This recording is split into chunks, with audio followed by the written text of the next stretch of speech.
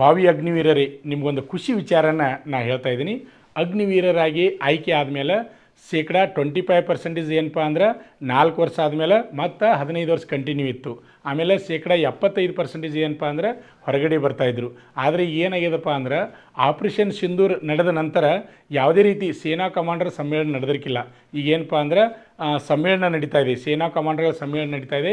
ಇದರಲ್ಲಿ ಮುಖ್ಯವಾಗಿ ಏನು ವಿಚಾರ ಮಾಡ್ತಾ ಇದ್ದಾರಪ್ಪ ಅಂದ್ರೆ ಸೇನಾ ಅಗ್ನಿವೀರರ ಕಾಯಂ ನೇಮಕ ಶೇಕಡ 75ರಷ್ಟು ಹೆಚ್ಚಳ.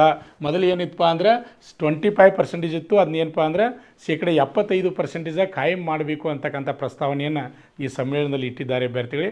ಹಾಗಾದರೆ ಆ ರೀತಿ ಆಯಿತು ಅಂದರೆ ಎಲ್ಲ ವಿದ್ಯಾರ್ಥಿಗಳಿಗೆ ಒಳ್ಳೆಯ ಅನುಕೂಲ ಆಗ್ತದೆ. ಇಲ್ಲಿ ಏನಪ್ಪ ಅಂದರೆ ಜೈಸಲ್ಮೇರ್ನಲ್ಲಿ ಒಂದು ಸಮ್ಮೇಳನ ನಡೀತಾ ಇದೆ. ಈ ಸಮ್ಮೇಳನದಲ್ಲಿ ಸೇನೆಯ ಎಲ್ಲ ಕಮಾಂಡರ್ಗಳು ಕೂಡಿಕೊಂಡು ವಿಚಾರವನ್ನು ಮಾಡ್ತಾ ಇದ್ದಾರೆ. ದೇಶದ ಸುವ್ಯವಸ್ಥೆಯನ್ನು ಕಾಪಾಡೋ ಸಲುವಾಗಿ ಸೇನೆಯನ್ನು 25%ಇಂದ 75% ಕಾಯಂ ಮಾಡಬೇಕು ಅಂತಕ್ಕಂಥ ವಿಚಾರವನ್ನು ಇಲ್ಲಿ ಚರ್ಚೆ ಮಾಡ್ತಾ ಇದ್ದಾರೆ ಅಭ್ಯರ್ಥಿಗಳೇ. ಹಾಗಾದರೆ ಅದು ಏನಾಗ್ತೈತಿ ಅನ್ನೋದನ್ನು ಮತ್ತೆ ಮುಂದಿನ ವಿಡಿಯೋದಲ್ಲಿ ನಾನು ನಿಮಗೆ ತಿಳಿಸುತ್ತೇನೆ.